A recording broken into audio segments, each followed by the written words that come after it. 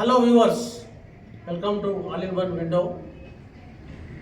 Today I want to explain about SBI clerks. So ఇటీవల SBI clerks and sales డిపార్ట్మెంట్లో పడడం జరిగింది. మొత్తం 6,589 పోస్టులకు గాను నోటిఫికేషన్ విడుదల చేయడం జరిగింది. దీని గురించి ఈ వీడియోలో నేను పూర్తిగా వివరించడం జరుగుతుంది. కాబట్టి మీరు అందరూ కూడా వీక్షించండి, చూడండి. చాలా డీటెయిల్గా నేను ఎక్స్ప్లెనేషన్ ఇస్తున్నాను, చూడండి. In this video we will cover everything you need to know. So ఈ వీడియోలో ప్రతిదీ కూడా స్టెప్ బై స్టెప్ వివరించడం జరిగింది.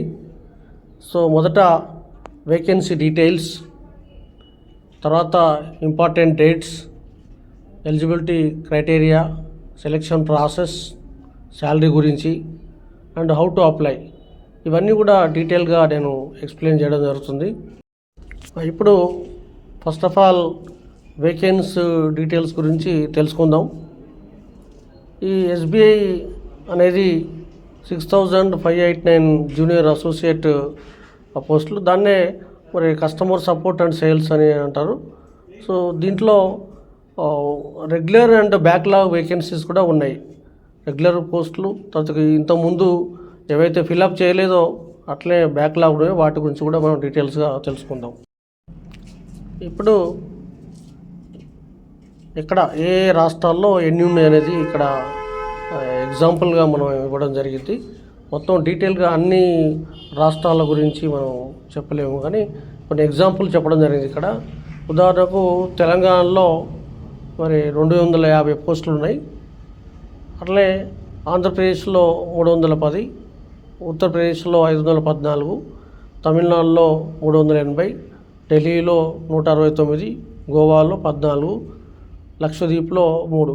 అయితే ఇక్కడ లాంగ్వేజ్ గురించి దీనికి ఒకటి ప్రొఫిషియన్సీ టెస్ట్ అని ఉంటుంది.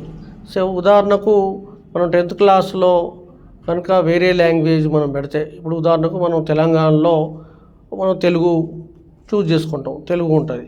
కానీ మన లాంగ్వేజ్లో స్టడీ దాంట్లో వేరే లాంగ్వేజ్ ఉండవచ్చు, సాంస్క్రిట్ ఫర్ ఎగ్జాంపుల్. కానీ మనం లోకల్ లాంగ్వేజ్లో ఏదైతే ఉందో మన ప్రొఫిషియన్సీని టెస్ట్ చేస్తారు, మన తెలుగు ఎంతవరకు మనం మాట్లాడతాం.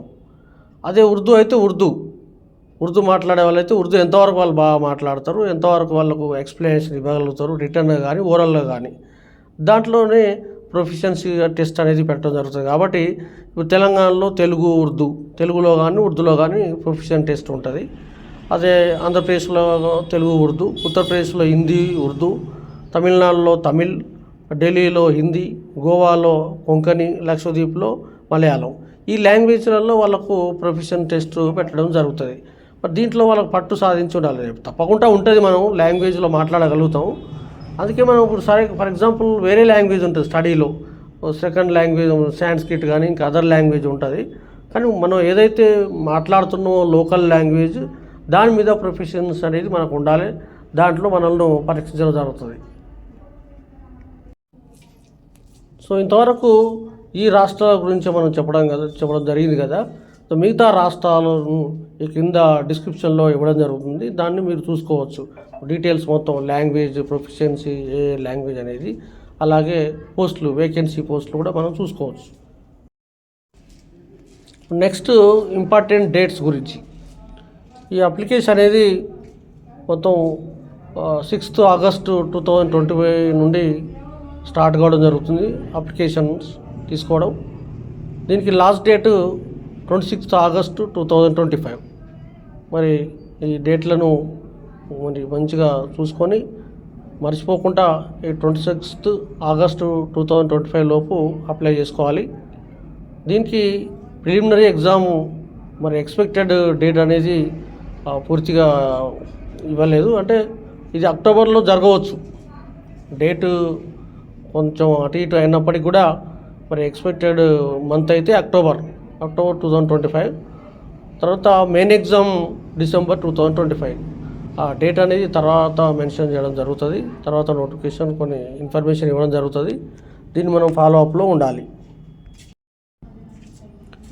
ఎలిజిబిలిటీ క్రైటీరియా, మన education qualifications to any graduate eligible. Any recognized university నుండి పాస్ అయినటువంటి వాళ్ళు, ఎనీ గ్రాడ్యుయేషన్ పాస్ అయిన వాళ్ళు దీనికి ఎలిజిబుల్. అలాగే ఫైనల్ ఇయర్ స్టూడెంట్స్ కూడా దీనికి అప్లై చేసుకోవచ్చు. They are also eligible. అలాగే ఏజ్ గురించి 20 to 28 ఇయర్స్, ఏప్రిల్ 1, 2025 వరకు 20 సంవత్సరాల నుంచి 28 సంవత్సరాల మధ్య ఉన్న వాళ్ళు ఎలిజిబుల్. దానికి ఏజ్ రిలాక్సేషన్ కూడా ఉన్నది. ఎస్సీ, ఎస్టీ, ఓబీసీ వాళ్ళకు, మరి అదర్ కేటగిరీస్ వాళ్ళకు కొంత రిలాక్సేషన్ కూడా ఇవ్వడం జరిగింది. ఆ రిలాక్సేషన్ డీటెయిల్స్ ఏంటో మనం కంటిన్యూస్గా చూద్దాం. ఓకే, మనం ఏజ్ రిలాక్సేషన్ గురించి మాట్లాడుకుంటున్నాం కదా. సో ఓబీసీ వాళ్ళకు age relaxation 3 years, SC, ST వాళ్ళకు 5 ఇయర్స్, అంటే ఫిజికల్ హ్యాండిక్యాప్డ్ వాళ్ళకు, జనరల్ ఈడబ్ల్యూఎస్ వాళ్ళకు 10 ఇయర్స్, ఓబీసీ వాళ్ళకు 13 ఇయర్స్, ఎస్సీ, ఎస్టీ వాళ్ళకు 15 ఇయర్స్. సెలక్షన్ ప్రాసెస్లో ఎగ్జామ్ ఏ విధంగా ఉంటుంది అనేది ఇక్కడ మనకు ఇవ్వడం జరిగింది. 3 రకాల ఎగ్జామ్స్ ఉంటాయి. Preliminary exam, main exam, language proficiency test. So ఇక మనం లాంగ్వేజ్ ప్రొఫిషియన్సీ టెస్ట్ ఇంతకుముందే మనం ఒకసారి మెన్షన్ చేసినాం కదా. ఆ లాంగ్వేజ్ ఏదైతే మనకు లేదో, మనకు లోకల్ లాంగ్వేజ్ మీద ప్రొఫిషియన్సీ టెస్ట్ పెడతారు. ఎంప్లాయీస్ కొరకు శాలరీస్ ఎలా ఉంటాయి అనేది ఇక్కడ ఎక్స్ప్లెయిన్ చేయడం జరుగుతుంది. Basic pay 24,050.